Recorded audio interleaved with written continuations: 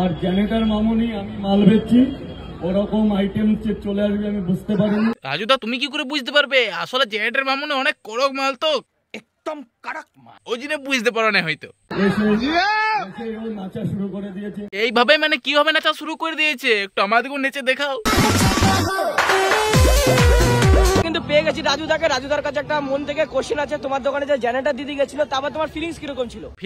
Feelings মানে heavy ছিল, মানে বউদের সাথে ঘুরলে কেমন ফিলিংস লাগে এরকম ফিলিংস ছিল। বোকা চোদা ওইখানে শালা ভিডিও বানাইতে এসছে, ফিলিংসই হবে একবার। মানে কেমন লেগেছিল? একদমই নির্মমের কি বলতে চাইছো রাজুদা? ভালো না, মানে পন্থটা ভালো না মানে কি বলতে চাইছো? ওর পন্থটা দেখে তুমি জাজ করে নিলে যে পন্থটা ভালো না বলে মেয়েটা ভালো না? ভালো না। না আমিও রাজুদা উল্টা পাল্টা বলছি রে, মানে রাজুদা অল্প খেয়ে আছে তাই লো পন দেখে জাজ করছে, নাহলে এরকম করে না ছিল। এটা ভালো, সঠিক বলেছে।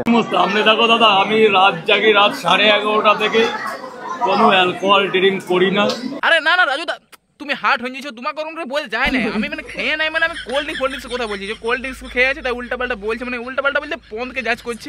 পনকে জাজ করে খারাপ নয়, কিন্তু রাজুদা তুমি যদি অল্প অন্য কিছু বক্তব্য বলছে তাহলে ভালো হইতো। 3টে পরোটা দিতে পারবো, তাকে খাওয়াতে পারবো। আমি খাওয়ার ওখানে নৃত্য দেখার জন্য আমি দোকানটা করিনি, লোককে খাওয়ানোর জন্য আমি দোকান করেছি। তাও সত্য। মানে রাজুদা মনে হচ্ছে ফুল ফরবে আছে, দেখছো না জেনারেটর মামুনি জেনারেটরের হ্যান্ডেলটা মেরে মেরে ফুল গরম করে দিচ্ছে। রাজুদা তোমার জবাব আমি কালকে দিতে আসছি। হ্যাঁ জলদি যাও তোমরা গেলে আমার 2-4টা রোজ ভিডিওর কন্টেন্ট বেরাবে।